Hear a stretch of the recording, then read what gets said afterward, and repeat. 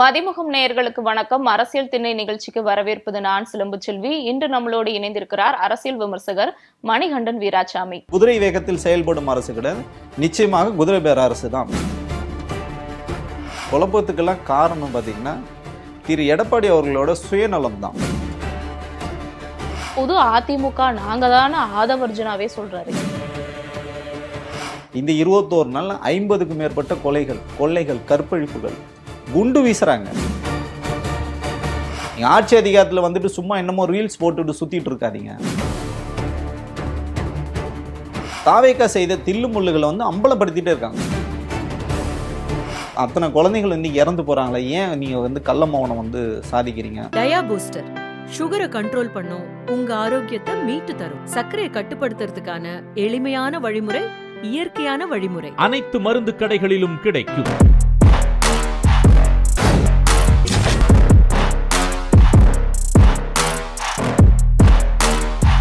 வணக்கம் சார். வணக்கம். பார்த்துருப்பீங்க, அதிமுகவை சேர்ந்த 3 எம்எல்ஏக்கள் அதிமுகல இருந்து பிரிஞ்சு எம்எல்ஏ பதவியை ராஜினாமா பண்ணி தாவேக்கால இணைஞ்சிருக்காங்க. இது எப்படி பாக்குறீங்க? இது உள்ளபடியே நமக்கு அதிர்ச்சி அளிக்குது. இப்போதான் பார்த்தீங்கன்னா அவங்க நேத்தியோட 21 நாள் ஆகுது எம்எல்ஏ ஆகி. அதில் குறிப்பாக பார்த்தீங்கன்னா எங்கள் தொகுதி எம்எல்ஏ மரகதம் குமரவேல் மதுராந்தகத்தில் ஒரு முறை எம்பி ஆகும், 2 முறை எம்எல்ஏவாக இருந்தாங்க. மக்கள் அவ்வளோ தூரம் அவங்களுக்கு ஆதரவளித்தாங்க, தொடர்ச்சியாக வாய்ப்புகள் கொடுத்தாங்க. அப்படி இருக்கும்போது ஜெயிச்சு அந்த தொகுதி மக்களுக்கு ஒரு நன்றி கூட சொல்ல வரவே இல்லை. அந்த கட்சியில் அவங்களுக்குள்ள உட்கட்சி பிரச்சனை இல்லை, அவங்க ஒரு ஸ்டாண்ட் எடுக்கிறாங்க. சரி, விஜய் அவர்களை ஆதரிக்கிறாங்க, ஆதரித்து இருக்காங்க. ஆனால் அவங்களுக்கு உள்ளுக்குள்ளே ஒரு பயம் இருக்குது. இது நாளைக்கு கோர்ட்டுக்கு போச்சுன்னா, ஆல்ரெடி கோர்ட்டுக்கு போயாச்சு, போனாங்கன்னா இவங்க கட்சி தாவல் தடை சட்டமோ இல்லைன்னா நீங்கள் கொறடா உத்தரவை மதிக்காமல் நீங்கள் கட்சி என்ன சொல்லுதோ அதுக்கு எதிராக நீங்கள் செயல்பட்டதுனால நிச்சயமாக அவங்களுக்கு தகுதி நீக்கம் செய்யப்படுவாங்க. ஸோ அதனால் என்ன பண்ணுறாங்கன்னா நம்ம பேசாமல் ரிசைன் பண்ணிடலான்னு சொல்லிட்டு ரிசைன் பண்ணிட்டாங்க. ஆனால் இது இயல்பாக நடந்துதான் அப்படின்னா கிடையாது. நிச்சயமாக இதுக்கு பின்னாடி மிகப்பெரிய ஒரு குதிரை பேரம் இருக்குது. இந்த ஹார்ஸ் ட்ரேடிங் பார்த்தீங்கன்னா தமிழகத்தில் எப்போ இந்த கலாச்சாரம் ரொம்ப பெருசாக தலை தூக்குச்சுன்னா திரு எடப்பாடி அம்மையார் ஜெயலலிதா அவர்கள் மறைவுக்கு அப்புறம் கூவத்தூரில் தான் இது இந்த ஹார்ஸ் ட்ரேடிங் பெருசாக நடந்தது. அதோட தொடர்ச்சியாக இப்போ கடந்த 5 ஆண்டுகள் இல்லை, திமுக அரசாங்கம் இருந்தப்போ இது மாதிரி எதுவுமே இல்லை. திருப்பி அந்த கலாச்சாரம் தலை தூக்கிறது. உள்ளபடியே இந்த வாக்களித்த மக்களுக்கு இவங்கெல்லாம் என்ன மரியாதை வச்சிருக்காங்க? இப்போ அவங்க எந்த முகத்தை வச்சுட்டு திருப்பி அந்த மதுராந்தகம் தொகுதி மக்கள் கிட்ட வாக்கு கேட்பாங்க அப்படின்றது மிகப்பெரிய ஒரு கேள்வி. ஆனா நீங்க சொல்றீங்க திமுகவோட ஆட்சி காலத்துல நடக்கலைன்னு. ஆதவர்ஜுனா என்ன சொல்றாருன்னா ஓபிஎஸ் இவங்க ஹார்ஸ் ட்ரேடிங் பண்ணி தான் வாங்கியிருக்காங்கன்னு சொல்றாரு. இந்த குற்றச்சாட்டை பாக்குறீங்க? இப்போ திரு ஓபிஎஸ் அவர்கள் 3 முறை முதலமைச்சராக இருந்தவர். அவர் அதிமுகவில் இருந்து நீண்ட நாள் வெளியில் வெயிட் பண்ணார். அதிமுக ஒருங்கிணைப்புன்னு சொன்னார். அதுக்கப்புறம் பார்த்தீங்கன்னா எனக்கு எந்த விதமான நிபந்தனையும் இல்லை, எனக்கு கட்சியில் சேர்த்துக்கிட்டாலே போதும் அப்படின்னு சொன்னாங்க. சட்ட போராட்டம் பண்ணாங்க, எவ்வளோ தூரம் போகிறாங்க, கிட்டத்தட்ட அவங்க வெயிட் பண்ணாங்க. திரு எடப்பாடி பழனிசாமி அவருக்கு வாய்ப்பே இல்லைன்னு சொல்லிட்டார். நீங்கள் உள்ளவே போக முடியாது, நீங்கள் உள்ளவே வர முடியாது, உங்களுக்கு இடமே இல்லை அப்படின்னு சொன்னதுக்கப்புறம் தான் அவருக்கும் ஒரு தன்மானம் இருக்குங்களா, ஒரு அளவு வரைக்கும் தான் வெயிட் பண்ணாங்க. அதுக்கப்புறம் தான் திமுகவுக்கு வந்தாங்க. கண்டி அவர் சொல்கிற மாதிரி ஹார்ஸ் ட்ரேடிங் பண்ணி திமுக கூப்பிட வேண்டிய அவசியம் கிடையாது. ஏன்னா அங்கே உச்சபட்ச பதவியில் இருந்திருக்கார். அதிமுகவில் அவர் 3 முறை முதலமைச்சராக இருந்தவரை. இது மாநில கட்சி தான், தேசிய கட்சி கூட கிடையாது. தேசிய கட்சியாக இருந்ததுன்னா திமுக வாங்க ஓபிஎஸ், உங்களுக்கு நான் ஆந்திராவில் உங்களை முதலமைச்சராக ஆகிறேன். ஏன்னா அவர் முதலமைச்சராக தான் நீங்கள் ஆக்க முடியும். ஒரு முதல்வராக இருந்தவரை நீங்கள் உச்சபட்ச பதவி நீங்கள் என்ன கொடுக்க முடியும் அவருக்கு?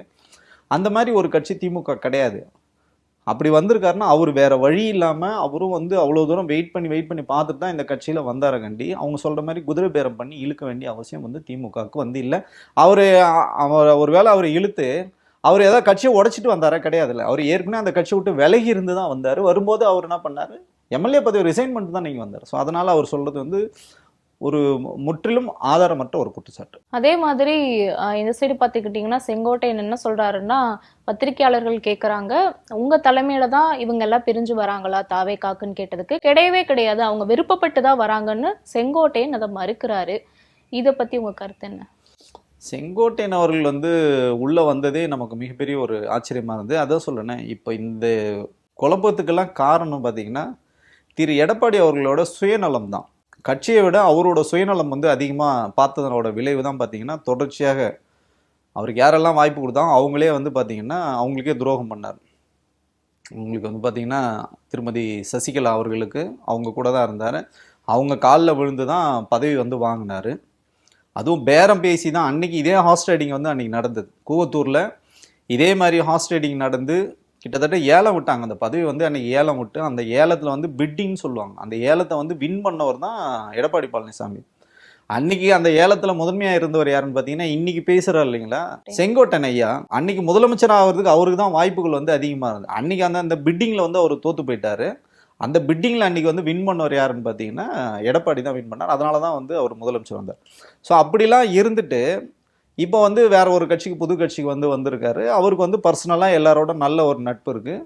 ஸோ அவர் மூலியமாக தான் இந்த தொடர்புகள்லாம் ஏற்படுத்தி திரு எஸ்பி வேலுமணி அவர்களும் சிவி சண்முகம் அவர்களும் நிச்சயமாக அவரோட ஒப்புதலோ இல்லை அவரோட இன்டென்ஷன் இல்லாமலாம் வெளியில் வந்திருக்கிறதுக்கான வாய்ப்புகளே வந்து கிடையாது. நிச்சயமாக அதில் வந்து உள்ளடி அரசியல் இருக்குது. ஆனா தாவேகா தரப்பிலிருந்து தொடர்ந்து மறுக்கிறாங்க, குதிரை பேரம் நடக்கவே இல்லை, இது முழுக்க முழுக்க தாவேகாவை மேல ஆசைப்பட்டு அவங்களுக்கு விருப்பப்பட்டுதான் வராங்க இந்த எம்எல்ஏக்கள் எல்லாரும். இதுக்கு மேல மாவட்ட நிர்வாகிகளோ இல்ல கட்சி உறுப்பினர்களோ யாரு வந்தாலும் ஏத்துப்போம், புது அதிமுக நாங்க தானே ஆதவர்ஜுனாவே சொல்றாரு. இது எப்படி பாக்குறீங்க? அது என்னன்னு பார்த்தீங்கன்னா முன்னாடி அம்மையார் ஜெயலலிதா ஆட்சி காலத்தில் பார்த்தீங்கன்னா ஒற்றை தலைமை வந்து இருக்கும்.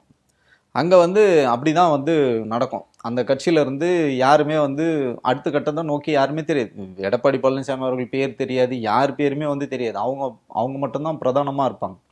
அந்த அம்மையாரோட மறைவுக்கு அப்புறம் பார்த்தீங்கன்னா எல்லாருமே அரசியல் தலைவர்களாக மாறிட்டாங்க. அதிமுகவில் வந்து பல கோஷ்டிகளாக வந்து பிரிஞ்சுட்டாங்க. சிவி சண்முகம் அவர் ஒரு கோஷ்டியாக இருப்பார், எஸ்பி வேலுமணி அவர் ஒரு கோஷ்டியாக இருப்பார், எடப்பாடிக்கு ஒரு கோஷ்டி, அந்த மாதிரி ஒவ்வொரு தனித்தனியாக நிறைய, தங்கமணி வேலுமணி வந்து நல்ல ஒரு பவர் சென்டர் தாங்க. இப்படி பல பேர் இருக்கும்போது எல்லாருக்குமே அந்த முதலமைச்சர் நாற்காலியை நோக்கி நகரணும்னு எல்லாருக்கும் ஒரு ஆசை. ஒரே கட்சியில் அந்த கட்சியை வளர்க்கணும். அம்மையார் ஜெயலலிதா வந்து சொல்லியிருக்காங்க எனக்கு அப்புறமும் 100 ஆண்டு காலம் ஆட்சி கட்டலில் வந்து இந்த இயக்கம் வந்து இருக்குன்னு சொல்லிட்டு பண்ணாங்க. பட் அதெல்லாம் எதுவுமே கவலைப்படாமல் இவங்கெல்லாம் ஸோ இந்த பதவிக்கு நோக்கி நகரும்போது பார்த்தீங்கன்னா அப்போ தான் நிறைய பேர் இன்றைக்கி பிஜேபியில் இருக்கிற மாநில தலைவர் நயனா நாகேந்திரன் இங்கேருந்து போனவர் தான். ஸோ அந்த மாதிரி பல கட்சிகளுக்கு திமுக அப்புறம் பிஜேபி காங்கிரஸ் எல்லா இடத்துக்கும் வந்து போனாங்க. ஸோ அந்த மாதிரி இருக்கிற ஆட்களை வச்சு இன்றைக்கி அரசியல் நீங்கள் வந்து பண்ண முடியாது. அவங்கள வந்து இவங்க உடைக்கவே இல்லை, நாங்களாக தான், நாங்கள் யாரையுமே கூப்பிடவே இல்லை, அவங்கள விருப்பப்பட்டு வராங்க சொல்லணும். உள்ளபடி அதெல்லாம் வந்து வாய்ப்பே கிடையாது. ஏன் நான் கேட்குறேன்னா அப்படி விருப்பப்பட்டு வராங்கன்னா அதிமுகவில் இருந்தவங்க மட்டும்தான் உங்களுக்கு வந்து தாவேக்காக்கு வரணுமா? ஏன் திமுகலேருந்து ஏன் வரமாட்டேன்ட்டாங்க? எம்ஜிஆர் காலத்திலே வரல யாரும் திமுகவுக்கு. 13 ஆண்டுகள் எதிர்கட்சியாக வந்து திமுக இருக்கும்போதே திரு விஜய் அவர்களோட 100 மடங்கு வந்து பிரபலமான ஒரு பிம்பம் பார்த்தீங்கன்னா ஐயா எம்ஜிஆர். ஏன்னா மக்களிடத்தே இருந்து வந்தார் அவர். மக்களுக்கான பணிகள் செய்து சினிமா காட்சிக்குள்ளே பார்த்தீங்கன்னா அவ்வளோ வந்து கண்ணியமாக இருக்கும். பெண்களை இழிவுபடுத்துகிற மாதிரியோ பெண்களை கொச்சைப்படுத்துகிற மாதிரியோ அந்த மாதிரி எந்த விதமான காட்சிகளும் இல்லாது எல்லாமே ஏழை மக்களுக்கு உதவி பண்ணுற மாதிரி அவர் வந்து சினிமாலையும் அப்படி தான் இருந்தார், நிஜ வாழ்க்கையிலும் அப்படி தான் இருந்தார். விஜய் தான் அடுத்து எம்ஜிஆர்னு சொல்றாங்களே. வாய்ப்பே கிடையாதுங்க. ஒரு எம்ஜிஆர் தான், ஒரு விஜய் தான். விஜய் வந்து விஜய் மாதிரியே இருக்காருன்னு சொல்லுங்க, அதை நான் ஒத்துக்கிறேன். எம்ஜிஆராக ஒரு காலம் வந்து மாறவே முடியாது.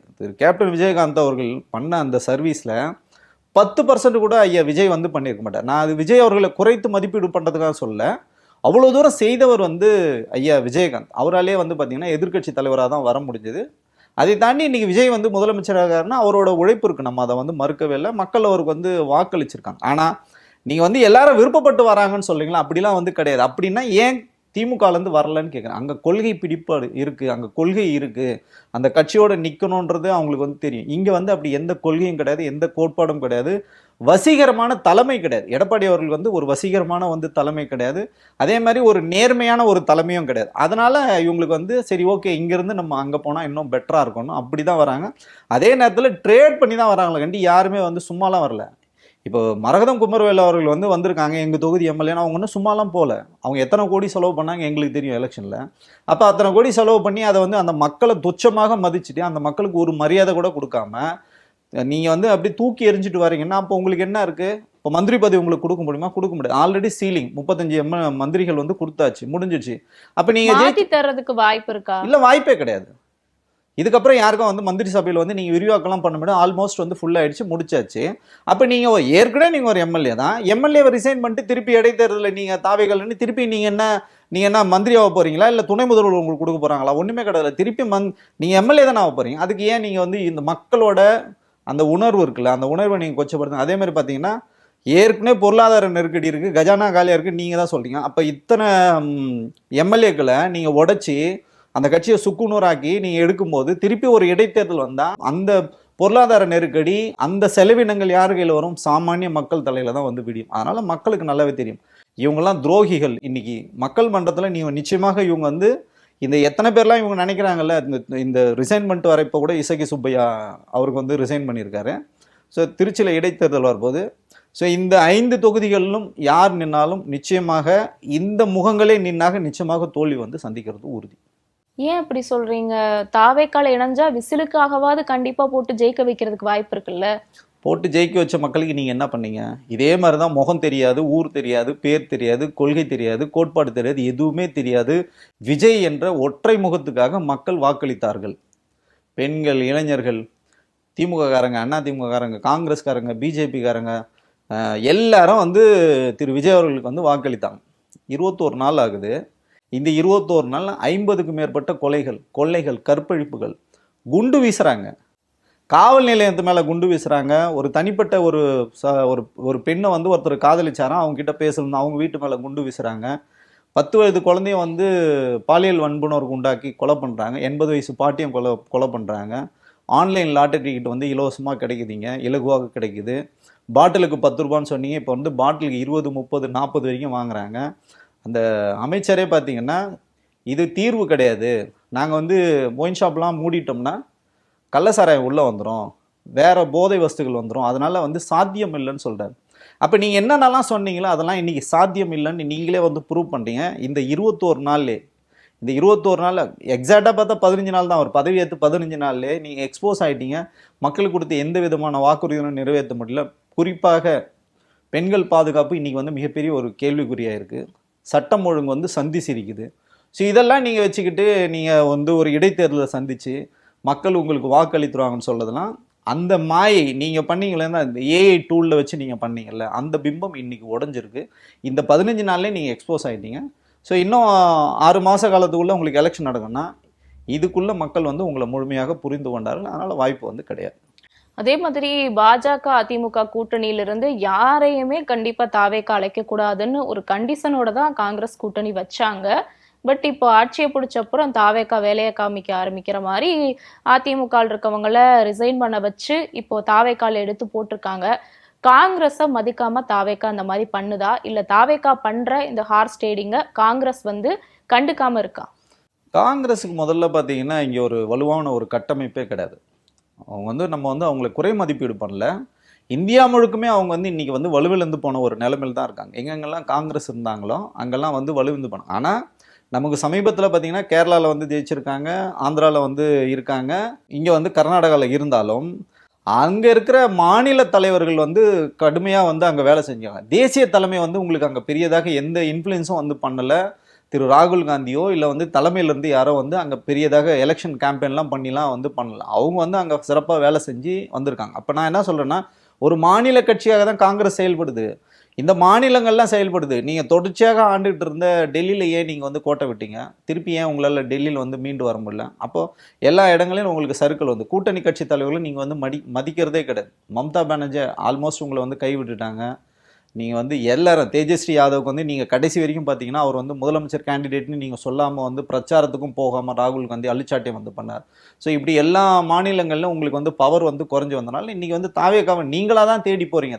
தாவேக்கா உங்களை தேடி வரல, நீங்களாக தான் தேடி போய் உங்களுக்கு வந்து பதவிக்காக நீங்கள் போய் விலை போயிட்டீங்க. உங்களை அவங்க மதிக்க வேண்டிய அவசியம் இல்லை. அவங்களுக்கு தெரியும் உங்களுக்கு என்ன கிரெடிட் கொடுக்கணும், உங்களுக்கு எவ்வளோ எந்த இடத்துல வைக்கணும்னு சொல்லிட்டு. அதனால் காங்கிரஸ் சொல்கிறதெல்லாம் எதுவுமே நடக்காதுங்க. காங்கிரஸ் வந்து பார்த்திங்கன்னா ஒரு ஒட்டுண்ணி தான். எங்கே வந்து பசை இருக்கோ அங்கே போய் ஒட்டிப்பாங்க. அப்படி தான் இத்தனை ஆண்டுகள் இருந்தாங்க. ஸோ அவங்க வந்து கிட்டத்தட்ட வந்து தமிழ்நாட்டில் இதோட காங்கிரஸோட அத்தியாயம் வந்து முடிஞ்சு போச்சு. காங்கிரஸ் சொல்கிறத வந்து தாவேக்கா கேட்கணும்னு எந்த வந்து அவசியமும் கிடையாது. அத்தியாயம் முடிஞ்சிருச்சுன்னு சொல்கிறீங்க, ஆனால் அமைச்சரவையில் இடம் பெற்றிருக்காங்களே. அமைச்சரவையில் இடம் பெற்றாங்கன்னா திமுக கூட்டணியிலிருந்து திமுக வந்து உங்களுக்கு வந்து உடல் உழைப்பை செலுத்தி ரத்தம் வேர்வையும் சிந்தி உங்களை ஜெயிக்க வச்சுருக்காங்க. நீங்கள் அந்த நன்றி விசுவாசம் இல்லாமல் ஒரு நன்றி கூட சொல்லாமல் குறைஞ்சபட்சம் ஒரு நாகரிகத்தை கூட நீங்கள் வந்து கடைபிடிக்காம நீங்கள் வந்து போயிட்டீங்க, தாவேக்காக்கு போயிட்டீங்க, இன்றைக்கி மந்திரி ஆயிட்டாங்க.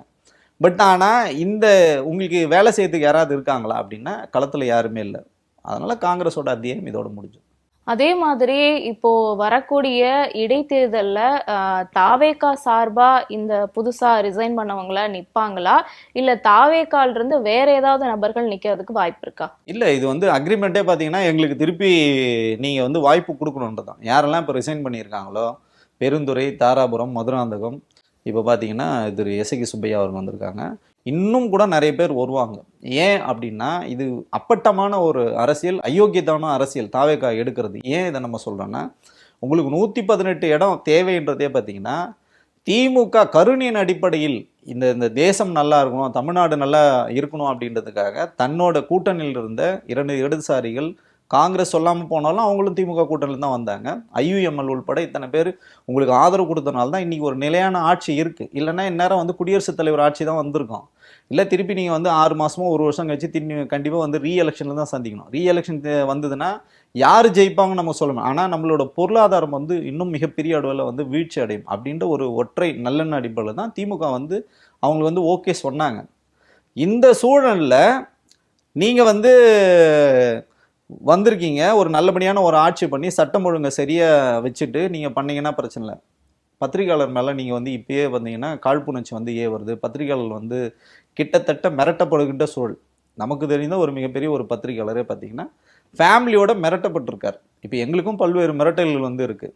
திரு விஜய் அவர்கள் குறித்தோ இந்த அரசாங்கம் குறித்தோ விமர்சனமே பண்ணக்கூடாது அப்படின்னு சொல்கிற அளவுக்கு மிகப்பெரிய ஒரு தாக்கத்தை நீங்கள் வந்து இங்கே எங்கேயுமே ஏற்படுத்தலை. நீங்கள் கொடுத்த எல்லா திட்டங்களும் இன்றைக்கி தோல்வியில் அடைஞ்சிருக்கு. இன்றைக்கி பார்த்தீங்கன்னா விவசாய கடன் வந்து நேற்றுக்கு வந்து சொல்லியிருந்தார். தமிழ்நாடு முழுக்க விவசாயிகள் இன்றைக்கி வந்து கொந்தளிச்சு போயிருக்காங்க. நீங்கள் தேர்தல் வாக்குறுதியில் சொன்னது சிறு குறு விவசாயிகளுக்கு வந்து நான் வந்து கடன் தள்ளுபடி பண்ணுவேன்னா 5 ஏக்கருக்குள்ளே இருக்கிறவங்களுக்கு வந்து முழுமையான கடன் தள்ளுபடியும், 5 ஏக்கருக்கு மேலே இருக்க வந்து 50% கடன் தள்ளுபடியும் சொல்லிட்டு இப்போ நீங்கள் என்ன பண்ணீங்க, ஏற்கனவே எப்படி நீங்கள் EBயில் ஏமாத்துனீங்களோ அதே தான் இன்றைக்கும் பண்ணுறீங்க. வெறும் 50,000 வரைக்கும் லோன் வாங்கியிருந்தா மட்டும் தள்ளுபடினா 50,000 யார் லோன் வாங்க போகிறாங்க? யாருமே வாங்க மாட்டாங்க. அந்த கேட்டகரியில் யாருமே கிடையாது. மினிமம் 1 லட்சத்துக்கு மேலே தான் கடன் வாங்க. அப்போனா உங்களுக்கு வந்து நல்லா தெரியுது எப்படி இதை ஏமாத்துறது அப்படின்னு உங்களுக்கு நல்லா தெரிஞ்சிருக்கு. அதே மாதிரி பார்த்தீங்கன்னா இதுக்கு முன்னாடி திமுக அரசாங்கம் பண்ணதில் நீங்கள் 50% பண்ணல. சப்போஸ் நீங்கள் வந்து 5 ஏக்கருக்கு மேலே நீங்கள் வச்சுருக்குன்னு வச்சுக்கலாம், 1 லட்சத்துக்கு மேலே நீங்கள் கடன் வாங்கிட்டீங்கன்னா எவ்வளோ தெரியுங்க தள்ளுபடி பண்ணாங்க? வெறும் 5,000 ரூபாய். ஸோ இது எல்லாமே பார்த்தீங்கன்னா நீங்கள் ஃபோர்ஜரி தான் பண்ணுறீங்க. நீங்கள் சொல்லுவது ஒன்று, செய்கிறது ஒன்று. நீங்கள் இதிலே நீங்கள் எக்ஸ்போஸ் ஆகிட்டீங்க. நீங்கள் சொன்ன அந்த 500 யூனிட் இலவச மின்சாரம் உங்களால் கொடுக்க முடியல, அதில் மிகப்பெரிய தோல்வி.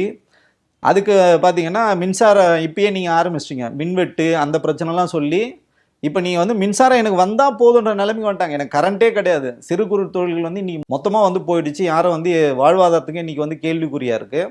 அப்போ நீங்கள் என்னன்னா இதை மழுங்கடிக்கிறீங்க. எனக்கு கரண்ட் வந்தால் போதுங்க, எனக்கு மானியமே தேவையில்லை நிலைமைக்கு வந்துடுவாங்க. இந்தியாவிலே முதல்ல விவசாயிகளுக்கு இலவச மின்சாரம் கொடுத்தவர் டாக்டர் கலைஞர். அந்த மாதிரி பல்வேறு திட்டங்கள் வந்து இந்தியாவில் வந்து அறிமுகப்படுத்தாங்க. பெண்களுக்கு நீங்கள் பெண்கள் பாதுகாப்புன்னு வாய்க்கிழியே பேசுனீங்கல்ல, பெண்களுக்கு சொத்துரிமை கொடுத்தவர் ஐயா டாக்டர் கலைஞர். இதெல்லாம் திமுக வந்து செய்திருக்குது. இது எதுவுமே பார்க்காம மக்கள் வந்து பார்த்தீங்கன்னா இன்ஸ்டாகிராமை பார்த்து இன்ஃப்ளூயன்ஸ் ஆகி ஓட்டு போட்டாங்க. இன்றைக்கி அந்த ஓட்டு போட்ட மக்களே இன்றைக்கி வந்து வேதனை அடைகிறாங்க. பெண்கள் பாதுகாப்பு போன இடெல்லாம் ஐயா விஜய் வந்து பேசினார். இன்றைக்கி பெண்கள் பாதுகாப்பு குறித்து இன்றைக்கி வரைக்கும் முதல்வர் வந்து வாய் திறக்கவே இல்லை. நம்மளோட நண்பர் தான் மாண்புமிகு கல்வி அமைச்சர் ராஜ்மோகன் வந்து சொன்னார், எங்கள் தலைவர் வந்து வீடியோ காலில் வரும் தலைவர் இல்லை, வீட்டுக்கே வரும் தலைவர் அப்படின்னார். ஐயா ஸ்டாலின் அவர்கள் இந்த மாதிரி ஒருத்தவங்கிட்ட வீடியோ காலில் பேசினதுக்கு அவர் வந்து விமர்சனம் பண்ணார், கிண்டல் அடித்தாங்க, நக்கல் பண்ணாங்க. இன்றைக்கி ஐயா விஜய் எங்கே போனார்? இதே தான் அவரும் பண்ணிட்டார். அவராவது வீடியோ காலில் பேசினார், இவர் ஃபோன் காலில் தான் வந்து பேசினார். நார்மல் காலில் ஃபோன் காலில் தான் வந்து பேசினார். அந்த சம்பவம் வந்து சூலூரில் நடந்த, கோவை சூலூரில் நடந்த அந்த மாணவிக்கு நடந்த மிகப்பெரிய ஒரு அநீதி. அந்த அநீதி ஓகே ரைட்டு, நம்ம வந்து ஒரு அரசாங்கத்தை நம்ம இதில் வந்து நம்ம குறை சொல்ல, எந்த அரசாங்கம் வந்தாலும் இந்த மாதிரி சிக்கல்கள் நடந்ததுன்னா அதை எப்படி கையாளுறாங்கள் தான் இருக்குது. அந்த ஐஜி எவ்வளோ வந்து பொதுவெளியில் நமக்கு வந்து சொல்லவே முடியல, சட்டத்தின் ஆட்சி தான் இங்கே நடக்குதான்னு நமக்கு வந்து தெரியல, சிரிச்சுக்கினே வந்து பேட்டி கொடுக்குறாங்க. 2 பெண் அமைச்சர்கள் இதை பற்றி கேட்கும் போதும் சிரிச்சுக்கிட்டே வந்து பேட்டி கொடுக்குறாங்க. இந்த மாதிரி ஏதாவது ஒரு விஷுவல் நீங்கள் காட்டுங்க, திமுக ஆட்சியில் வந்து கேளுங்க. அப்படி ஏதாவது பண்ணியிருந்தாங்க நேரம் அவங்க மேலே ஆக்ஷன் வந்து எடுத்திருப்பாங்க. ஓகே, அது வரைக்கும் முடிஞ்சிடுச்சு. அந்த குழந்தையோட இறப்பு இன்னைக்கு வரைக்கும் நீங்கள் வந்து அவங்க அந்த குழந்தையோட அந்த இறுதி சடங்கை கூட அந்த அவங்க அம்மாவுக்கு வந்து தெரியாமல் திருட்டுத்தனமாக பண்ண வேண்டிய அவசியம் என்ன, அந்த பாடியை எரிக்க வேண்டிய அவசியம் என்ன, இதெல்லாம் சட்டப்படி தவறு. இதுதான் பெண்களுக்கான இது. அதையும் தாண்டி விக்டிம் அந்த அம்மா மேலே பக்கத்து வீட்டுக்காரங்க, அந்த இறந்த அந்த சிறுமியோட பக்கத்து வீட்டுக்காரங்க, அவங்க தாவேக்கால பொறுப்பில் இருக்காங்க. அவங்க நிறைய வீடியோக்கள் வந்து தாவேக்கா ஆதரித்து வந்து போட்டிருக்காங்க. திரு விஜய் அவர்கள் அரசு மேலே களங்கம் வரக்கூடாதுனால ஒரு ஃபேக்கான ஒரு நெரேட்டிவ் வந்து செட் பண்ணுறாங்க. அந்த அம்மா வந்து பேட்டி கொடுக்குறாங்க. அந்த குழந்தையோட அம்மையார் வந்து அம்மா வந்து பார்த்திங்கன்னா அவங்க வந்து ஒரு போதை வஸ்துக்களை வந்து பயன்படுத்தி குடிச்சிட்டு இருந்தாங்கன்னு உண்மைக்கு புறம்பான செய்திகளை வந்து எப்படி வந்து இவங்க வந்து கட்டமைக்கிறாங்க பாருங்க. ஒரு பெண்ணு குழந்தைய வந்து பறி கொடுத்துருக்காங்க. அந்த பரிதாபம் கூட உங்களுக்கு இல்லாமல் உங்களுக்கு காழ்ப்புணர்ச்சி அரசியல் எங்களை எடுத்துமே நீங்கள் வந்து ஃபிட் பண்ணுறீங்க. இது உள்ளபடியே சொல்கிறேன். நம்ம வந்து சட்டம் இல்லை, மனசாட்சின்னு மட்டும் இல்லை, இது ஒரு அறம் சார்ந்த விஷயமா நீங்கள் பண்ணுறது இது அறம் சார்ந்த. நீங்கள் தான் ஜெயிச்சிட்டீங்களா, இப்போ என்னங்க உங்களுக்கு பிரச்சனை? உங்களுக்கு யாருமே எதிரி கிடையாது, உங்களுக்கு யாருமே எதிர்க்கலை. திமுக உங்களுக்கு 6 மாதம் உங்களை கேள்வியே கேட்க மாட்டேன்னு சொன்னாங்க. ஆனால் இன்னைக்கு திமுக கேட்கறத தாண்டி இன்னைக்கு பொதுமக்கள் எல்லா இடத்துலையும் போராட்டம் பண்ணுறாங்க. செவிலியர் திருச்சியில் வந்து ஒரு செவிலியர் இறந்து போனாங்க, போராட்டம் பண்ணுறாங்க. இந்த மாணவியை வந்து இரவு காணாமல் போயிருக்காங்க, காலையில் வரைக்கும் வந்து அந்த குழந்தைய வந்து கம்ப்ளைண்ட்டே வந்து எடுக்கலை. இன்றைக்கும் கூட ஒரு போலீஸ் ஸ்டேஷனில் வந்து பொதுமக்கள் வந்து முற்றுகிறாங்க, கம்ப்ளைண்ட் கொடுத்தா எடுக்க மாட்டேன்றாங்க. உங்கள் கட்சி நிர்வாகிகளே வேலூரில் போய் வந்து ஒரு செங்கல் சூளையில் வந்து லஞ்சம் கேட்டான்னு சொல்லிட்டு பொதுமக்கள் போராட்டம், வீதியில் இறங்கி போராட்டம் பண்ணதும் இன்றைக்கி அவரை வந்து கட்சியிலேருந்து நீங்கள் சஸ்பெண்ட் பண்ணுறீங்க. எத்தனை பேர் இன்றைக்கி வரைக்கும் பாலியல் வழக்கில் சிக்கியிருக்காங்க? 10க்கும் மேற்பட்டவர்கள் வந்து பாலியல் வழக்கில் வந்து சிக்கியிருக்காங்க, தாவேக்கா சார்ந்தவர்களே. இதில் 2 பேர் பார்த்தீங்கன்னா போக்சோவில் வந்து கைதாயிருக்காங்க. ஸோ இதெல்லாம் எங்கே போய் எடுத்துகிட்டு போகும் அப்படின்னா மக்களுக்கு நல்லா தெரியும். ஸோ தாவேக்கானா என்ன, விஜய் அரசாங்கமா என்னன்னு இந்த 15 நாள்லேயே மக்களுக்கு தெரிஞ்சதுன்னா இடைத்தேர்தல் நிச்சயமாக இவங்க வந்து தாவேக்கா சார்பாக போட்டியிட்டால் மக்கள் தக்க பதிலடி கொடுப்பாங்க. நீங்க சொல்ற மாதிரியே தான் உதயநிதி அவர்களும் தாவேக்கா அரசு மேல குற்றச்சாட்டு வச்சாரு எக்ஸ்ல. அதுக்கு நிர்மல்குமார் என்ன சொல்லியிருந்தாருன்னா, உதயநிதியை வீட்டில இருந்து வெளியே வந்து பேச சொல்லுங்க, சும்மா எக்ஸ்ல வந்து ட்வீட் போட்டு வீட்டுக்குள்ளேயே உட்கார வேண்டாம்னு சொல்லியிருக்காரு. உண்மையாமே உதயநிதி அப்படிதான் பண்றாரா? இல்ல, வீட்டுக்குள்ள யார் இருக்காங்கன்னா சிடிஆர் நிர்மல்குமார் ஃபர்ஸ்ட் ரோட்டுக்கு வர சொல்லுங்க. ரோட்ல வந்து கரண்ட் இல்லை, பெண்களுக்கு வந்து பாதுகாப்பு இல்லை. பெண்கள் வந்து எங்க முதல்வர் இருக்கின்ற ஏரியாலே பார்த்தீங்கன்னா நீலாங்கரையிலே பெண்கள் வந்து ரோட்ல நின்று சாலை மறியல் பண்றாங்க. அதை வந்து தயவு செஞ்சு இவங்களெல்லாம் வந்து பார்க்க சொல்லுங்க. உதயநிதி அவர்கள் வந்து களப்பணி செய்கிறாரு. திமுகவோட தொடர்ச்சியாக வந்து கலந்தாய்வு கூட்டங்கள் இருக்கு, இளைஞரணி கூட்டங்கள் இருந்தது, பத்திரிகையாளரை வந்து சந்திச்சுட்டு இருக்காரு. ஏன் இவங்களுக்கு தெரியலன்னா இவங்க காலவரையற்ற இது வந்து வச்சிருக்காங்க. இன்னும் வந்து சட்டமன்றத்தை வந்து கூட்டல. சட்டமன்றத்தை கூட்டியிருந்தாங்கன்னா அவர் சட்டமன்றத்துக்கு வந்திருப்பார். அவர் தினம் டே டு டே ஆக்டிவிட்டி வேலைகளை வந்து செஞ்சுட்டு இருக்காரு. அவரோட தொகுதிக்கு போய் மக்களுக்கு வந்து நன்றி சொன்னார். இன்னும் தொகுதியில் போய் நிறைய வேலைகள் வந்து செஞ்சுட்டு இருக்காரு. அப்போ இவங்களுக்கு தெரியலன்னு சொல்லுங்க. இவங்க தலைவர் இன்னைக்கு வரைக்கும் ப்ரெஸ்ஸை வந்து சந்திக்கல. பொதுமக்களுக்கு அவர் ஜெயிச்ச தொகுதி இன்னைக்கு வரைக்கும் போய் ஒரு நன்றி சொல்லலாம், அதை சொல்லுங்க. அதை வந்து தவறாக அதை சொல்லணும். இந்த ஃபேக் நெரேட்டிவ் இருக்குது பார்த்தீங்களா, இந்த ரூட் மாஃபியா இருக்குது பார்த்தீங்களா, இந்த மாஃபியோட வேலையை என்னன்னு பார்த்தீங்கன்னா உண்மைக்கு புறம்பான செய்திகளை வந்து வெளியிடுறது, தவறான செய்திகளை வந்து வெளியிடுறது. ஒரு இன்ஃப்ளூயன்சர் ஒரு பொண்ணு வந்து வீடியோ போட்டாங்க பாருங்க, அவங்க மேலே நடவடிக்கை எடுக்க சொல்லுங்க. இப்போ இவ்வளோ தூரம் பேசுகிறல சிடிஆர் நிர்மல்குமார், அந்த கற்பழிப்பில் ஈடுபட்டவன், அந்த வன்புணர்வை பண்ணவன் திமுக காரன்னு சொல்லிட்டு எடுத்து போடுறாங்க. தவறான ஒரு நெருடு. அவர் பார்த்தீங்கன்னா இதில் இருக்காரு, டிவிக்கேல தான் இருக்காரு. இந்த தப்பான செய்திகளை பொதுமக்களுக்கு போய் எடுத்துகிட்டு போய் சேர்க்கறதுல இவங்க வந்து மும்முரமாக இருக்காங்க. அதை விட்டுட்டு குறைஞ்சபட்சம் களப்பணி வந்து செய்யுங்க. தமிழ்நாடு மிகப்பெரிய ஒரு ஆபத்தில் இருக்குது. நீங்கள் சட்டம் ஒழுங்கே இன்ன வரைக்கும் நீங்கள் ஹேண்டில் பண்ணால் தமிழகத்தின் நிதி நிலைமை என்ன இருக்குது? நீங்கள் அடுத்த மாதம் வந்து பட்ஜெட் வந்து நீங்கள் ஒதுக்கணும், நீங்கள் வந்து சரி பண்ணணும். நாடே இன்னைக்கு ஒரு அபாய கட்டத்தில் இருக்குது. இன்றைக்கி பெட்ரோல் டீசல் விலை இந்த 11 நாளில் 4 முறை இருக்குது. முதலமைச்சர் ஏதாவது ஒரே ஒரு முறை வந்து அறிக்கை விட்டார். அதுக்கப்புறம் முதலமைச்சருக்கு தெரியுமா இன்னைக்கு பெட்ரோல் விலை என்ன இருக்குது, டீசல் விலை என்ன இருக்குது, சிஎன்ஜி விலையும் ஏறி போச்சு. இதெல்லாம் தெரியுமா? இந்த துறை அமைச்சருக்கு தெரியுமா, இல்லை முதல்வருக்கு தெரியுமா? இதெல்லாம் பேசணும். நீங்கள் ஆட்சி அதிகாரத்தில் வந்துட்டு சும்மா என்னமோ ரீல்ஸ் போட்டுட்டு சுற்றிட்டு இருக்காதீங்க. அரசியலுக்கு வாங்க, மக்கள் பிரச்சனை பேசுங்க. மக்கள் இன்னைக்கு வந்து செத்துட்டு இருக்காங்க, அதுக்கான தீர்வு என்னன்னு சொல்லுங்க. அதே மாதிரி எஸ்பி வேலுமணி வெர்சஸ் எடப்பாடி அணின்னு இருந்ததை பிரிச்சதே விஜய் தான் ஒரு குற்றச்சாட்டு எழுந்துச்சு. இப்போ அதிமுகவை 2 துண்டா பிரிச்சது இல்லாம 3 துண்டா பிரிச்சிருக்காரு அப்படிங்கிற குற்றச்சாட்டு விஜய் மேல விழுந்திருக்கு. இது எப்படி பாக்குறீங்க? ஆமாங்க, உண்மையா. இப்போ ஒரு கட்சி தாவல் தடை சட்டம்னு இன்னைக்கு வந்துருச்சு. நீங்கள் கட்சியிலேருந்து தாவி வந்து போறீங்க. உலக தொலைக்காட்சியிலே முதல் முறையாகன்ற மாதிரி உலக அரசியல் வரலாற்றிலே முதல் முறையாக கட்சியிலேருந்து அவங்க போயிட்டு ரிசைன் லெட்டர் வந்து கொடுக்குறாங்க, சபாநாயகரை பார்த்து கொடுக்குறாங்க. இது வந்து கீழ்த்தல் நடக்குது. அப்படியே மேல் தளத்தில் போயிட்டு நேராக போயிட்டு மாண்புமிகு அமைச்சர் ஆதவ அர்ஜுனா அவர்கள் வந்து சந்திக்கிறாங்க. சந்திக்கும் போதே நீங்கள் எப்படி கார்டு கொடுக்குறீங்க, அவங்களுக்கு உறுப்பினர் கார்டு எப்படி கொடுக்குறீங்க? அப்போது திட்டமிட்டுருக்கீங்க. ஏற்கனவே நீங்கள் வந்து என்ன பேரமோ அந்த பேரத்தெல்லாம் வந்து முடிச்சுட்டு அவங்களுக்கு வந்து நீங்கள் என்ன ஃபார்மட்டு கையில் எழுதணும் இதெல்லாம் வந்து இன்னைக்கு பாருங்க, இசக்கி சுப்பையா போறாரு, பிரிண்ட் எடுத்துட்டு போறாரு, அவருக்கு வந்து தெரியல, எடுத்துட்டு போயிட்டு கொடுக்குறாரு, நீங்க போயிட்டு கையில எழுதிட்டு வாங்கன்னு சொல்லிட்டு திருப்பி அனுப்புறாங்க. அந்த மாதிரி இவங்களை அனுப்பவே இல்லை. போகும்போதே பர்ஃபெக்டா எழுதி லெட்டர் எடுத்து போய் கொடுக்குறாங்க, அவரை போய் சந்திக்கிறாங்க. அவரும் எந்த விதமான கேள்வியும் வந்து கேட்கவே இல்லை. ஏன் நீங்க ரிசைன் பண்ணி இப்பதான் நீங்க தேர்ந்தெடுத்து குறைஞ்சபட்சம் அவங்க வந்து சொல்லலாம். அது வந்து சபாநாயகர் கடமை வாங்குறது தான். நம்ம வந்து அதுல வந்து மறுப்பே சொல்லல. சட்டப்படி நீங்க பண்றது கரெக்ட் தான். ஆனா தார்மீக அடிப்படையில் நீங்க வந்து சொல்லலாம், டைம் எடுத்துட்டுங்க, நீங்க வந்து டைம் எடுத்துட்டு கூட வாங்க, இல்லைங்க ஒரு கலந்தாய்வு பண்ணிட்டு வாங்கன்னு கூட நீங்க வந்து சொல்லலாம். குறைஞ்சபட்சம் அது சொல்றதுக்கு உங்களுக்கு எந்த சட்டமும் உங்களை வந்து தடுக்கணும் எந்த அவசியமும் இல்லையே. இப்போ ஒரு சிறத்தன்மையான ஒரு அரசாங்கம் வந்து வேணும். நம்ம பொருளாதாரம் வந்து நீங்க தான் சொல்றீங்க கஜானா காலியா இருக்குன்னு சொல்றீங்க. அப்ப நம்ம இன்னொரு இடைத்தேர்தல் நம்ம வந்து சந்திக்கணும், பல்கா வந்து ரிசைன் பண்றீங்க, இதெல்லாம் வந்து தவறானது, நீங்க யோசிச்சுட்டு வாங்கன்னு கூட சொல்லாம. இதே இந்த இடத்துல திரு அப்பா அவர்கள் இருந்தா நிச்சயமாக அதை சொல்லியிருப்பாரு. நீங்க போயிட்டு வாங்க ஐயா, என்னன்னு வந்து நீங்க பேசிட்டு வாங்கன்னு குறைஞ்சபட்சம் சொல்லியிருப்பாங்க, ஒரு அவகாசம் கூட கொடுத்துருப்பாங்க. சரி, ஓகே, நம்ம அவர் விமர்சனம் பண்ண விரும்பல. அப்ப சபாநாயகர் ஒருதலை பட்சமா செயல்படுறாருன்னு சொல்றீங்களா? தொடர்ச்சியாக அப்படித்தானே இருக்கு. இப்ப வந்து திரு எடப்பாடி அவர்கள் தரப்புல இருந்து ஒரு உங்களுக்கு வந்து ஒரு அலிகேஷன்ஸ் வந்து கொடுத்துருக்காங்க. இந்த மாதிரி 2 பிரிவுகளா இருக்காங்க, எங்க கொறடாவோட பேச்சை மீறி இவங்க வந்து ஓட்டு போட்டிருக்கான்னு சொல்லும் போது அப்ப அது நிலுவையில தானே இருக்கு. நிலுவையில் இருக்கிறவங்க வந்து இந்த மாதிரி ஒரு ரிசைன் கொடுக்குறாங்கன்னா குறைஞ்சபட்சம் நீங்கள் வந்து வேணான்னு சொல்றது உங்களுக்கு ரைட்ஸ் கிடையாது. ஆனால் நீங்கள் குறைஞ்சபட்சம் நான் முடிவெடுக்கிற வரைக்கும் காத்துருங்கன்னு சொல்லலாம்ல.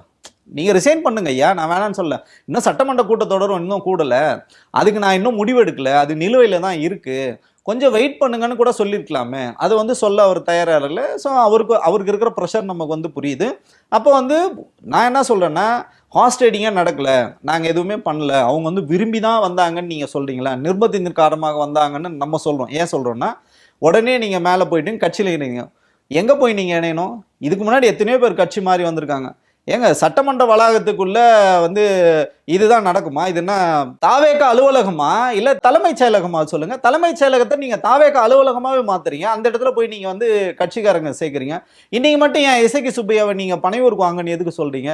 எப்ப இந்த அறிவு நேத்தி உங்களுக்கு இல்லைல்ல. அதனாலதான் சொல்றோம், இது வந்து குதிரை வேகத்தில் செயல்படும் அரசு கிடையாது, நிச்சயமாக குதிரை பேர அரசு தான். இப்போ சிடிஆர் நிர்மல்குமார் சொல்ற மாதிரி திமுக வந்து ஒரு எதிர்கட்சியாக அவங்க கடமைகள்லாம் செஞ்சுட்டு தான் இருக்காங்க. இன்னமும் நீங்கள் வந்து திமுக நீங்கள் தான் ஜெயிச்சிட்டீங்க, உங்களுக்கே நம்பலை, அந்த வெற்றியின் மேலே உங்களுக்கே நம்பிக்கை இல்லாமல் இன்னும் திமுக மேலே காழ்ப்புணர்ச்சியில் வந்து பண்ணிக்கிட்டு இன்னமும் பார்த்தீங்கன்னா அந்த ரூட் மாமையை வச்சு நீங்கள் வந்து இன்னும் பொய்களும் புரட்டுகளும் தான் இன்ஸ்டாகிராம்லையும் சோசியல் மீடியாலையும் நீங்கள் ஆட்சி நடத்துறத தயவு செஞ்சு ரியலாக ஆட்சி நடத்துங்கன்னா நம்ம சொல்றோம். நீங்க சொல்ற மாதிரி நிர்பந்தத்தின் பேருல கண்டிப்பா அவங்க 3 எம்எல்ஏக்களோ 4 எம்எல்ஏக்களோ தாவேக்களை இணைஞ்சிருந்தா கண்டிப்பா அமைச்சரவையில இடம்பெற்றிருக்க ஐயுஎம்எல் தலைமையும் விசிக தலைமையும் கண்டனம் தெரிவிச்சிருப்பாங்க. அந்த இடத்துல தப்பு நடக்கலைங்கிறனால தானே அவங்க அமைதியா இருக்காங்க. இல்ல, அவங்க வந்து என்ன சொல்றதுன்னா, நமக்கே ஒரு சில விஷயங்கள் வந்து ஆச்சரியமா இருக்கு, அதிர்ச்சியா இருக்கு. இப்போ இந்த ஆணவ கொலைகள் நடந்திருக்கு, ஒரு ஆணவ கொலை நடந்திருக்கு, கற்பழிகள் நடந்திருக்கு. சும்மா மேம்போக்காக தான் இந்த 2 கம்யூனிஸ்டுகளும் சரி விடுதலை செஞ்சு ஐயுஎம்எல் பேசுறதே இல்லை, சுத்தமாக பேசுறதில்ல. விடுதலை செய்யாது குறைஞ்சபட்சம் வந்து பேசுகிறாங்க, நாங்கள் தவறுனா வந்து கண்டிப்பாக. இன்றைக்கி பார்த்தீங்கன்னா ஜோதிமணி கூட ஒரு அறிக்கை வந்து விட்டுருக்காங்க.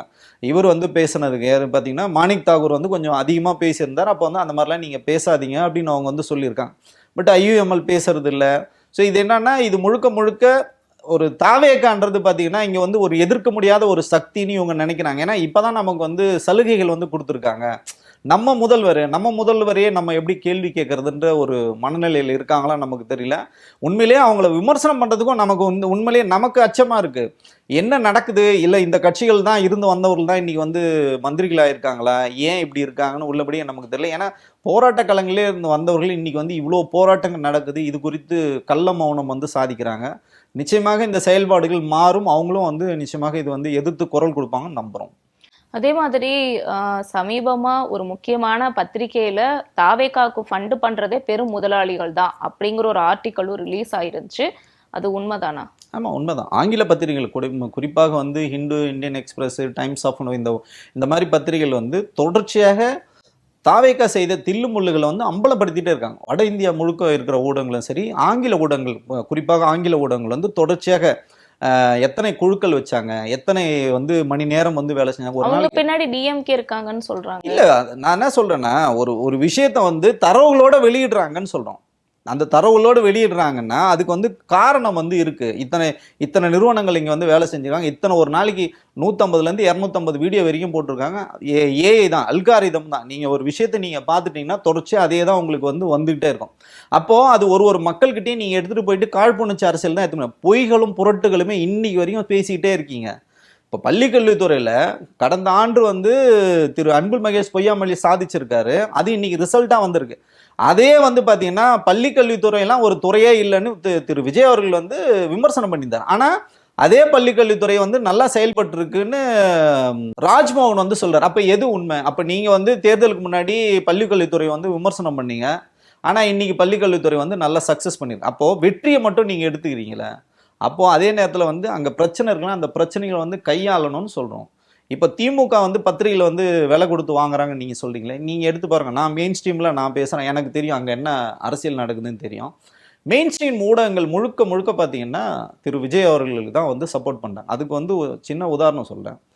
கோவை மாணவி வந்து இறப்புக்கு நான் ஒரு ஊடகத்தில் மெயின் ஸ்ட்ரீமில் நான் போய் பேசுகிறேன். எல்லாருமே பார்த்தீங்கன்னா திரு விஜய் அவர்களுக்கு சப்போர்ட் பண்ணி தான் பேசுகிறாங்க. நானும் விஜய்க்கு தாங்க சப்போர்ட் பண்ணுறேன். ஆனால் அந்த விஷயம் தப்புன்னு சொல்கிறேன் நான்.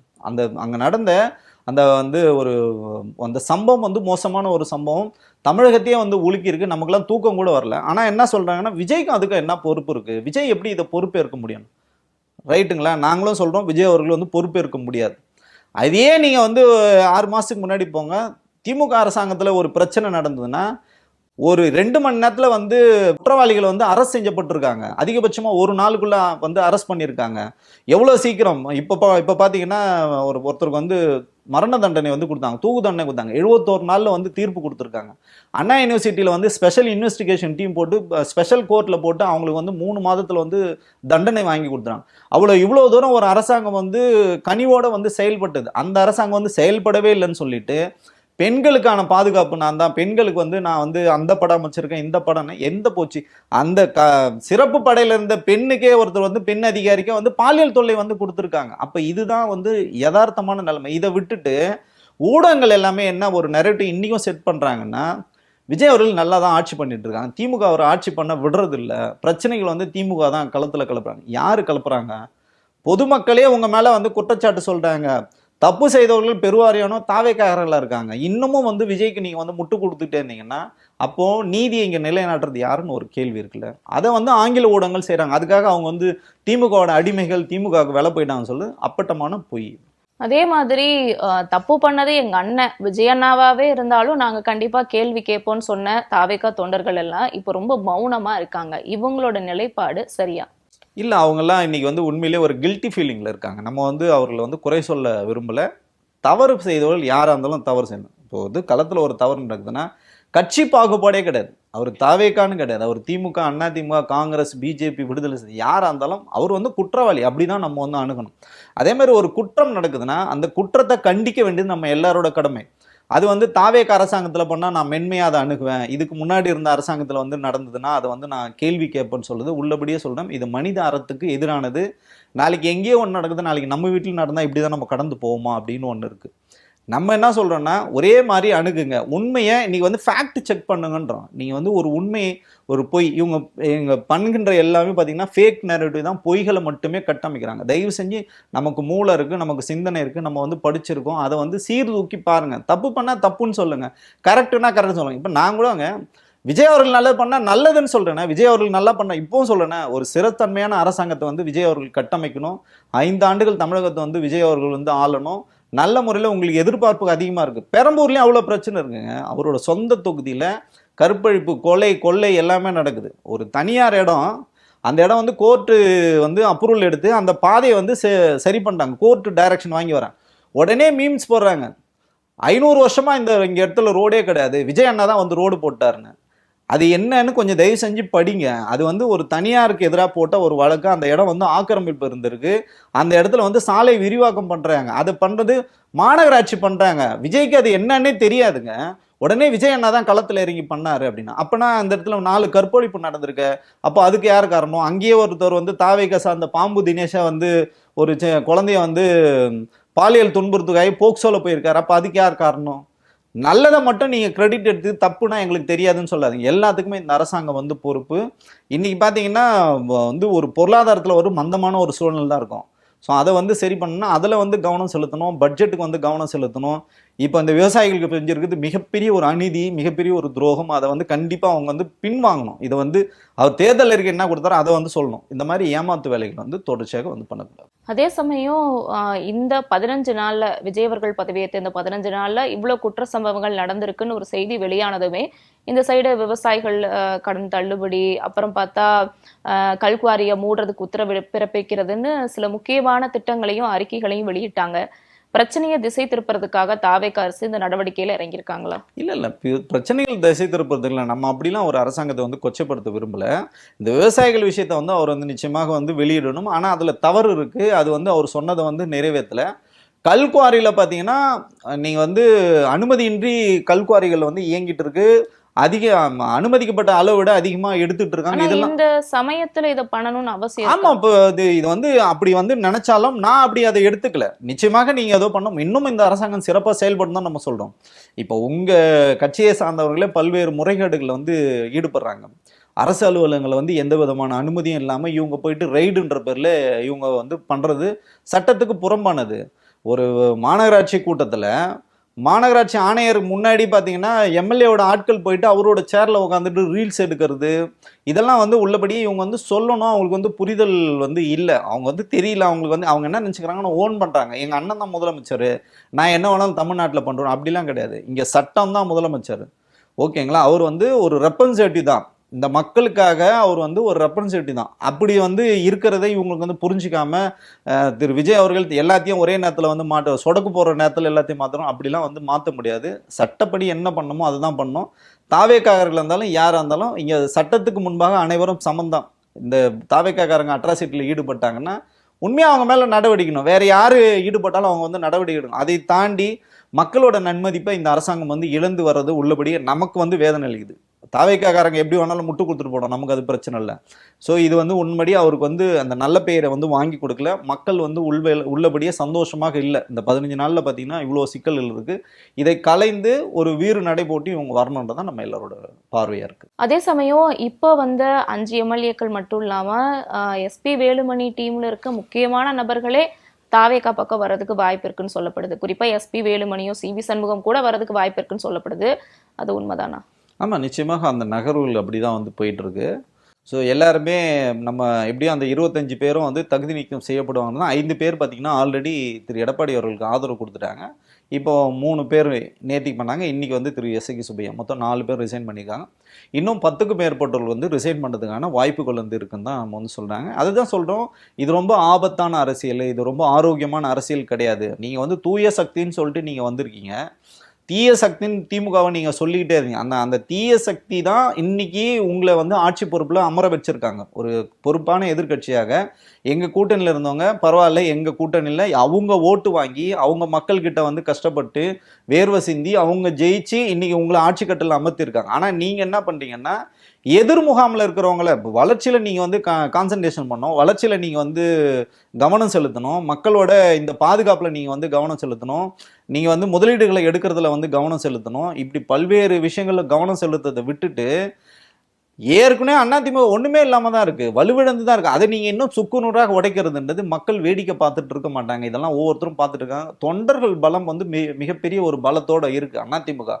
இது செய்கின்ற இந்த செயல் பார்த்தீங்கன்னா உங்களை வந்து ஒரு நல்ல அரசியல்வாதிக்கு நீங்கள் மக்கள்கிட்ட காட்டலை. நீங்கள் வந்து சினிமாவில் ஹீரோவாக இருந்தீங்க, இன்றைக்கி நீங்கள் முதலமைச்சராகி மக்கள் கண்ணுக்கு நீங்கள் வில்லனாக தெரியுங்க. அதை யார் சொல்கிறாங்க விஜய் அவர்களுக்குன்னு தெரியல. திரு அம்மையார் ஜெயலலிதா அவர்களோட பிரச்சனை என்ன பார்த்தீங்கன்னா நல்ல அட்மினிஸ்ட்ரேட்டர் அவங்க. ஆனால் அவங்ககிட்ட அதிகாரிகள் போய் ஒரு விஷயத்தை வந்து கன்வே பண்ணவே மாட்டாங்க. இப்போ நீங்கள் பார்த்தீங்கன்னா செம்பரம்பாக்கம் ஏரியா உடஞ்சது காரணம் என்ன பார்த்தீங்கன்னா ஏரி ஃபுல்லாகிடுச்சு, தண்ணி திறந்து விடணும், முதலமைச்சரோட ஆணை வந்து வேணும், அவங்கள போய் எழுப்புறதுக்கு பயம், அவங்ககிட்ட சொல்கிறதுக்கு வந்து பயம். அப்படி பயந்து இருந்தனால பல உயிர்கள் வந்து நம்ம வந்து இழக்க வேண்டிய ஒரு சூழ்நிலை வந்தது. பல ஊர்கள் வந்து முழுகி போச்சு. சென்னையே வந்து வெள்ளக்காடாக மாறினதுக்கு காரணம் என்னென்னா அவங்ககிட்ட ஒரு விஷயத்தை எடுத்துகிட்டு போய் சொல்கிறது பயம். அதே மாதிரி பார்த்தீங்கன்னா இன்றைக்கி இருக்கிற அதிகாரிகள் வந்து திரு விஜய் அவர்கள்கிட்ட சரியான விஷயங்களை எடுத்து போய் வந்து கன்வே பண்ணுறது இல்லைன்னு ஒரு குற்றச்சாட்டு வருது. இதை வந்து களையணும். அவர் வந்து தயவு செஞ்சு மௌனத்தை கலைக்கணும். முதலமைச்சர் ஆயிட்டீங்க, முதலமைச்சர் ஆகிறதுக்கு முன்னாடி நீங்க என்னென்னலாம் பேசுனீங்க? நீங்க குட்டீஸ்லாம் சொன்னீங்கல்ல, இன்னைக்கு அத்தனை குழந்தைகள் இன்னைக்கு இறந்து போறாங்களே, ஏன் நீங்க வந்து கள்ள மௌனம் வந்து சாதிக்கிறீங்க? ஸோ அவர் வந்து நிச்சயமாக அவர் வந்து பேசணும், ஆக்டிவாக வந்து வேலை செய்யணும், ப்ரெஸ்ஸை முக்கியமாக வந்து ப்ரெஸ்ஸை வந்து சந்திக்கணும். ஸோ இதெல்லாம் சந்திச்சா மட்டும்தான் இதுக்கெலாம் வந்து விடிவு வரும். அதிமுக உடைக்கிறது குறைஞ்சபட்சம் இதோடவாவது நிறுத்திக்கணும். இந்த 5 பேரோட தயவு செஞ்சு நிறுத்துங்க. இன்னும் 10 பேர் 15 பேர்லாம் நீங்கள் எடுக்காதீங்க. சட்டம் வந்து பார்த்துட்டு இருக்கு, எல்லா நேரமும் உங்களுக்கு சாதகமாக இருக்காது. இறுதியா ஒரு கேள்வி. பாஜகவோட தீவிர தொண்டனா பக்தனா இருந்த அண்ணாமலை இப்போ சிபிஎஸ்சில மும்மொழி கொள்கையை உடனடியா இம்ப்ளிமெண்ட் பண்ணாதீங்கன்னு மத்திய அரசுக்கு எதிராக பேசியிருக்காரு. அப்போ தாவேக்கால இணையறதுக்கான காய்களை நகர்த்துறதுக்கு அண்ணாமலை தொடங்கிட்டாரா? இன்னும் ஒரு படி மேலே சொல்கிறேன், அமெரிக்க அதிபர் ட்ரம்ப்பே டிவிக்கேல சேர போகிறார். நீங்கள் இது வேணால் தம்ப்லைனில் கூட வச்சுங்க. எல்லாம் அப்படிதாங்க பேசுகிறாங்க, எல்லாமே டிவிக்கே ஒன்றுமே எங்களுக்கு புரியவே இல்லைங்க. இங்கே ஒரு கட்டமைப்பு இருக்குது, ஒரு அரசாங்கம் இருக்குது, 50 ஆண்டுகளில் வந்து இங்கே இவ்வளோ பெரிய வளர்ச்சி இருக்குங்க.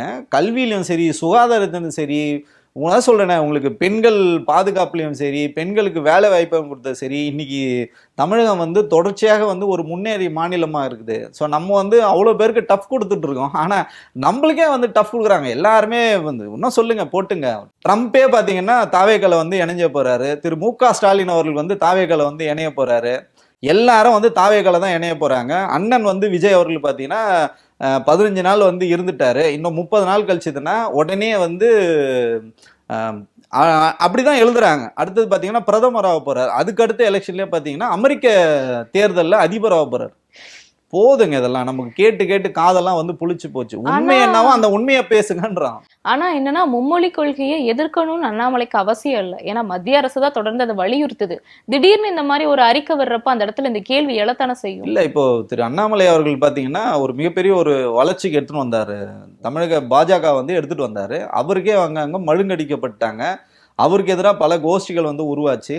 உள்ளபடியே அண்ணாமலை இப்ப ரொம்ப ஹாப்பியா இருக்காரு. ஏன்னா வானதி சீனிவாசன் தோத்துட்டாங்க, நயினார் நாகேந்திரன் தோத்துட்டாங்க, தமிழிசை தோத்துட்டாங்க, எல் முருகன் தோத்துட்டாங்க. ஸோ எல்லா தலைவரும் தோத்ததுனால அப்பா நம்ம தோத்தது மட்டும் பிரச்சனைடா, இவ்வளோ பேரும் தோத்துட்டாங்கன்னு சொல்லிட்டு அவர் வந்து விஜய்க்கு வந்து ஆதரவாக இப்ப களத்துல வந்து நிக்கிறாரு. அதுவும் இல்லாம மிகப்பெரிய ஒரு புலனாய்வு பத்திரிகையாளர், விஜய் ஃபேன் வேற சொல்லி. ஆமா விஜய் ஃபேனு. அதான் சொல்றேன், அவர் ஒரு இன்ஃபுளுசரா இன்னைக்கு வந்து விஜய் மாறி இருக்காரு. ஸோ அவர் ஒரு இன்ஃப்ளூயன்சர். இன்னொரு மிகப்பெரிய ஒரு இன்ஃப்ளூயன்சர் பார்த்தீங்கன்னா சிறையில் இருந்து அவரை வந்து ஜாமீன் கொடுத்து எடுத்துகிட்டு வந்திருக்காங்க. மிகப்பெரிய ஒரு பத்திரிகையாளரும் இப்போ வெளியில் வந்திருக்காரு. அவருக்கு வந்து போட்ட குண்டாசை கூட எடுத்துகிட்டு வந்திருக்காங்க. ஸோ மிகப்பெரிய ஒரு பீரங்கிலாம் இப்போ விஜய் அவர்களுக்கு களத்தில் இருக்கு. உள்ளபடியே சொல்ல, நீங்கள் என்ன பீரங்கி எடுத்துகிட்டு வந்தாலும் மக்கள் வந்து இன்னைக்கு தெளிவாக இருக்காங்க. அந்த ஒரு மாயை இருந்தது பார்த்தீங்கன்னா, அந்த மாயை இன்னைக்கு வந்து உடஞ்சிருக்கு. ஸோ நீங்கள் அந்த 15 நாள்லேயே எக்ஸ்போஸ் ஆகிட்டீங்க. இன்னமும் உங்களுக்கு காலம் இருக்குது. நேரம் வந்து கடத்தாம மக்கள் பணி செய்தீங்கல்ல, மக்கள் திருப்பி உங்களை ஆதரிப்பாங்க. இல்லைன்னா இதுக்கு முன்னாடி அம்மையார் ஜெயலலிதா அவர்களே தோத்துருக்காங்க, காமராஜரே தோத்துருக்காரு. நீங்க திருப்பி நீங்க வந்து நினைவில் கொள்ள வேண்டியது முக்கியமானது, இந்த வெற்றி நிரந்தரமான வெற்றி கிடையாது. நீங்க உடைத்தால் மட்டும்தான் இங்க வாய்ப்பு, இல்லைன்னா மக்கள் தூக்கி உங்களை ஒரு மூலையில போட்டுருவாங்க. ரொம்ப நன்றி சார். நாங்க கேட்ட கேள்விகளுக்கு ரொம்ப அழகாவும் பொறுமையாகவும் பதில் சொன்னீங்க. நன்றி.